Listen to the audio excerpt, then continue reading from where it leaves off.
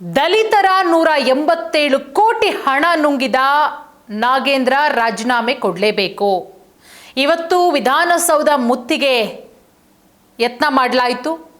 BJP ನಾಯಕರನ್ನ ಪೊಲೀಸರು ವಶಕ್ಕೂ ಕೂಡ ಪಡ್ಕೊಳ್ಳುವಂತಹ ಸನ್ನಿವೇಶ ಕೂಡ ಸೃಷ್ಟಿಯಾಗುತ್ತೆ. ನೋಡಿ, ಸಚಿವ ನಾಗೇಂದ್ರ ಅವರ ರಾಜೀನಾಮೆ ಪಡ್ಕೋಬೇಕು ಅನ್ನುವ ಆಗ್ರಹ ಅಧಿವೇಶನದ ಹೊರಗೂ ಅಧಿವೇಶನದ ಒಳಗೂ ನಡೀತಾ ಇದೆ. ಅಧಿವೇಶನ ಶುರುವಾಗಿ ಇವತ್ತಿನವರೆಗೂ ಕೂಡ ನಾಗೇಂದ್ರ ರಾಜೀನಾಮೆ ಕೊಡಲೇಬೇಕು, ನಾಗೇಂದ್ರ ರಾಜೀನಾಮೆಯನ್ನ DK ಶಿವಕುಮಾರ್ ಅವರು ಪಡ್ಕೊಳ್ಳೇಬೇಕು ಅನ್ನುವ ಆಗ್ರಹ ಬಹಳಷ್ಟು ಜೋರಾಗಿ ಕೇಳಿಬರ್ತಾ ಇದೆ. 187 ಕೋಟಿ ಹಣವನ್ನ ನುಂಗಿ ನೀರು ಕುಡಿದಿದ್ದಾರೆ. ಸಿದ್ದರಾಮಯ್ಯ ಅವರ ಸಂಪುಟದಲ್ಲಿ ಸಚಿವರಾಗಿದ್ದಂತಹ ಟೈಮಲ್ಲಿ ಆದಂತಹ ಅತಿ ದೊಡ್ಡ ಹಗರಣ.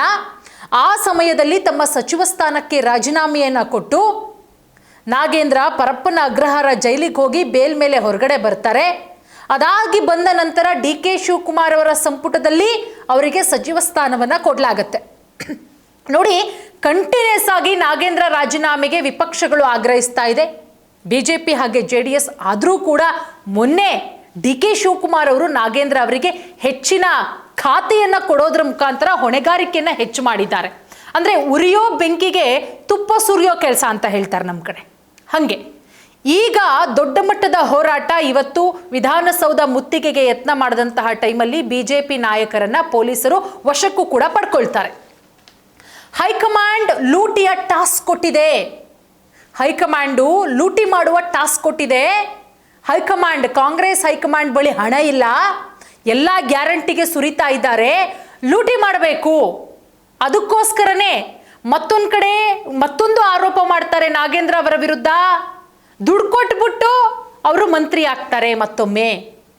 ಇಲ್ಲ, ನಾಗೇಂದ್ರ ಅವರು ಬ್ಲ್ಯಾಕ್ ಮೇಲ್ ಮಾಡ್ತಾ ಇದ್ದಾರೆ, ಹಗರಣದಲ್ಲಿ ಬೇರೆ ಬೇರೆಯವರು ಇದ್ದಾರೆ, ನನಗೆ ಮಂತ್ರಿ ಸ್ಥಾನ ಕೊಡ್ಲಿಲ್ಲ ಅಂದ್ರೆ ಎಲ್ಲಿ ತಂಬುಡಕ್ ಬಂದ್ಬಿಡುತ್ತೋ ಅಂತ ಹೇಳಿ ನಾಗೇಂದ್ರ ಅವರನ್ನ ಮತ್ತೊಮ್ಮೆ ಮಂತ್ರಿ ಮಾಡಲಾಗಿದೆ ಅನ್ನುವ ಆರೋಪವನ್ನ ಬಿಜೆಪಿ ಹಾಗೆ JDS ಮಾಡ್ತಾ ಇರೋದು. ಹೈಕಮಾಂಡು ಲೂಟಿಯ ಟಾಸ್ಕ್ ಕೊಟ್ಟಿದೆ.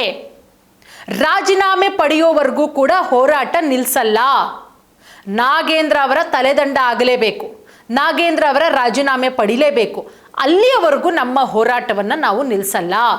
ಸರ್ಕಾರದ ವಿರುದ್ಧ ಬಿಜೆಪಿ ನಾಯಕರು ತೀವ್ರ ಆಕ್ರೋಶವನ್ನು ವ್ಯಕ್ತಪಡಿಸ್ತಾರೆ.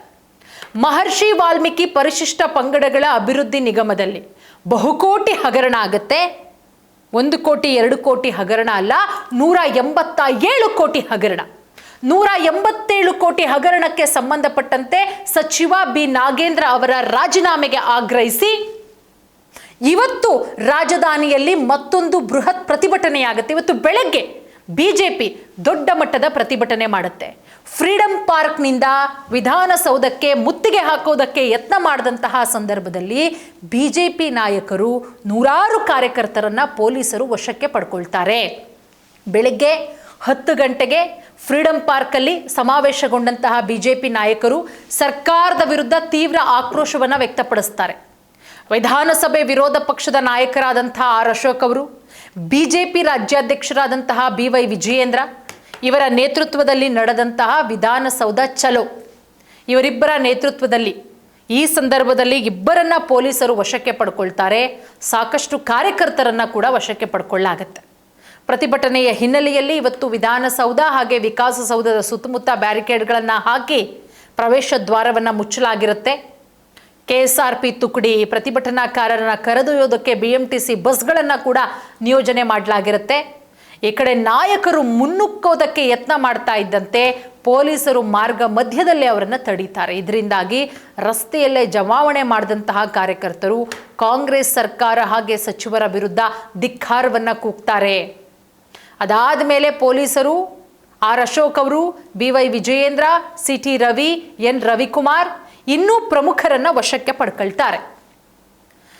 ಇನ್ನು ಮೇಲ್ಮನೆ ಪ್ರತಿಪಕ್ಷ ನಾಯಕರಾದಂತಹ ಛಲವಾದಿ ನಾರಾಯಣಸ್ವಾಮಿ ಅವರು ಈ ಸಂದರ್ಭದಲ್ಲಿ ಮಾತಾಡ್ತಾ ಹೇಳ್ತಾರೆ, ವಾಲ್ಮೀಕಿ ಸಮುದಾಯಕ್ಕೆ ಸೇರಬೇಕಾಗಿದ್ದಂತಹ 187 ಕೋಟಿ ರೂಪಾಯಿ ಹಣ, ಇದನ್ನ ಲೂಟಿ ಹುಡ್ಕೊಂಡು ಬೇರೆ ಕಡೆಗೆ ಹಣವನ್ನ ಹಂಚಲಾಗಿದೆ. ನಾಗೇಂದ್ರ ಅವರು ಹೇಳ್ತಾರೆ, ನಾನೊಬ್ಬ ದಲಿತ, ಹಾಗಾಗಿ ನನ್ನ ವಿರುದ್ಧ ಪಿತೂರಿ ಮಾಡಲಾಗ್ತಾ ಇದೆ ಅಂತ ಹೇಳಿ. ನಾಗೇಂದ್ರ ಅವರೇ, ನೀವು ಲೂಟಿ ಮಾಡಿದ್ದು ದಲಿತರ ಹಣವಲ್ವಾ? ಒಬ್ಬ ದಲಿತನನ್ನ ರಕ್ಷಣೆ ಮಾಡೋದಕ್ಕೋಸ್ಕರ ಇಡೀ ದಲಿತ ಸಮುದಾಯಕ್ಕೆ ಕಾಂಗ್ರೆಸ್ ಅನ್ಯಾಯ ಮಾಡ್ತಾ ಇದೆ. ಇದು ಬಿಜೆಪಿ ಆರೋಪ ಮಾಡ್ತಾ ಇರೋದು. ಒಬ್ಬ ದಲಿತನನ್ನ ರಕ್ಷಣೆ ಮಾಡೋಕ್ಕೋಸ್ಕರ ಇಡೀ ದಲಿತ ಸಮುದಾಯವನ್ನೇ ಕಾಂಗ್ರೆಸ್ ರಕ್ಷಣೆ ಮಾಡ್ತಾ ಇದೆ. ಈ ಸರ್ಕಾರ ಭ್ರಷ್ಟಾಚಾರದಲ್ಲಿ ಮುಳುಗಿ ಹೋಗಿದೆ. ಉಳಿದವರ ಹೆಸರು ಬಹಿರಂಗವಾಗುತ್ತೆ ಎಂಬ ಭಯದಿಂದ ಸಚಿವರನ್ನ ರಕ್ಷಣೆ ಮಾಡಲಾಗ್ತಾ ಇದೆ. ನಾಗೇಂದ್ರ ಅವರನ್ನ ಸಂಪುಟದಿಂದ ವಜಾಗೊಳಿಸಲಿಲ್ಲ ಅಂತ ಹೇಳಿದ್ರೆ ಬೀದಿ ಬೀದಿಯಲ್ಲಿ ಹೋರಾಟ ಮಾಡಬೇಕಾಗತ್ತೆ, ಗಲ್ಲಿ ಗಲ್ಲಿಯಲ್ಲಿ ಹೋರಾಟ ಮಾಡಬೇಕಾಗತ್ತೆ ಅಂತ ಬಿಜೆಪಿಗರು ತಮ್ಮ ಸಿಟ್ಟನ್ನ ಹೊರಹಾಕಿದ್ದಾರೆ. ಇನ್ನು CN ಅಶ್ವಥ್ ನಾರಾಯಣ್ ಅವರು ಮಾತನಾಡ್ತಾ, ದಲಿತರ ಹಣ ನುಂಗಿ ನೀರು ಕುಡಿದವರಿಗೆ ತಕ್ಕ ಪಾಠ ಕಲಿಸ್ತೇವೆ. ಸಚಿವರು ರಾಜೀನಾಮೆ ಕೊಡಲೇಬೇಕು. ಸಚಿವರು ರಾಜೀನಾಮೆ ಕೊಡೋವರೆಗೂ ಕೂಡ ನಮ್ಮ ಹೋರಾಟ ಯಾವುದೇ ಕಾರಣಕ್ಕೂ ಕೂಡ ನಿಲ್ಲಲ್ಲ. ಸರ್ಕಾರದ ಗೂಂಡಾಗಿರಿ ನಡೆಯಲ್ಲ. ತಮ್ಮ ಆಕ್ರೋಶವನ್ನ ಹೊರಹಾಕಿದ್ದಾರೆ. ಇನ್ನು ಮಾಜಿ ಸಚಿವರಾದಂತಹ ರಾಜುಗೌಡರು ಕೂಡ ಈ ಸಂದರ್ಭದಲ್ಲಿ ಮಾತಾಡ್ತಾರೆ. ದಲಿತರ ಹಣ ಲೂಟಿ ಮಾಡೋದೇ ಕಾಂಗ್ರೆಸ್ ಸರ್ಕಾರದ ಕೆಲಸ. ಹೈಕಮಾಂಡ್ನಿಂದಲೇ ಇವರಿಗೆ ಲೂಟಿಯ ಟಾಸ್ಕ್ ಸಿಕ್ಕಂತಾಗಿದೆ. ಸಂವಿಧಾನದ ಪ್ರತಿ ಹಿಡಿದು ಲೂಟಿ ಮಾಡ್ತಾ ಇದ್ದಾರೆ ಇವರೆಲ್ಲ. ಇವರಿಗೇನಾದರೂ ನೈತಿಕತೆ ಅನ್ನೋದಿದ್ರೆ ಕೂಡಲೇ ನಾಗೇಂದ್ರ ಅವರಿಂದ ರಾಜೀನಾಮೆ ಪಡ್ಕೋಬೇಕು ಅಂತ. ಒಟ್ಟಾರೆ ನಾಗೇಂದ್ರ ರಾಜೀನಾಮೆಗೆ ಒಂದು ರೀತಿಯಲ್ಲಿ ಯಾವ ರೀತಿ ಅಂತ ಹೇಳಿದ್ರೆ ಬಿಗಿಪಟ್ಟು ಹಿಡಿದಿರೋದು ವಿಪಕ್ಷ ಬಿಜೆಪಿ ಹಾಗೆ JDS. ನಾಗೇಂದ್ರ ರಾಜೀನಾಮೆಯನ್ನು ಕೊಡಲೇಬೇಕು ಅಂತ ಹೇಳಿ ಈ ರಾಜೀನಾಮೆಯ ವಿಚಾರ ದಿನದಿಂದ ದಿನಕ್ಕೆ ತೀವ್ರ ಒಂದು ರೀತಿಯಲ್ಲಿ ತೀವ್ರ ರೀತಿಯಲ್ಲಿ ತಿರ್ಕೊಳ್ತಾ ಇದೆ. ಇದು ಎಲ್ಲಿಗೆ ಹೋಗಿ ಮುಟ್ಟುತ್ತೆ? ಅಧಿವೇಶನದ ಒಳಗೂ ಹೊರಗೂ ಆಯಿತು. ಅದಾದ ಮೇಲೆ ವಿಧಾನಸೌಧಕ್ಕೆ ಮುತ್ತಿಗೆ ಹಾಕೋದಕ್ಕೆ ಪ್ರಯತ್ನ ಮಾಡ್ತಾರೆ. ಮತ್ತೊಂದು ಕಡೆ ರಾಜ್ಯದ ಬೇರೆ ಬೇರೆ ಜಿಲ್ಲೆಗಳಲ್ಲೂ ಕೂಡ ಆಗ್ತಾ ಇದೆ. ಇದು ಮುಂದಿನ ದಿನಗಳಲ್ಲಿ ಎಲ್ಲಿಗೆ ಹೋಗಿ ನಿಲ್ಲುತ್ತೆ? ಒಂದು ಕಡೆ ಬಿಜೆಪಿಗರು ಇಷ್ಟು ಮಟ್ಟದ ಹೋರಾಟ ಮಾಡಿದ್ರೂ ಕೂಡ ನಾಗೇಂದ್ರ ಅವರಿಗೆ ಉನ್ನತ ಹುದ್ದೆ ಕೊಡ್ತಾರೆ, ಮತ್ತೊಂದು ಖಾತೆ ಆ್ಯಡ್ ಆಗುತ್ತೆ. ಸೊ ಹಾಗಾಗಿ DK ಶಿವಕುಮಾರ್ ಅವರು ನೈತಿಕ ಹೊಣೆ ಹೊತ್ತು ರಾಜೀನಾಮೆಯನ್ನು ಪಡ್ಕೊಳ್ತಾರಾ? ಅದರ ಜೊತೆಗೆ ನಾಗೇಂದ್ರ ಅವರು ರಾಜೀನಾಮೆ ಕೊಡ್ತಾರಾ? ಏನಾಗುತ್ತೆ ಮುಂದಿನ ದಿನಗಳಲ್ಲಿ ಕಾದು ನೋಡಬೇಕು.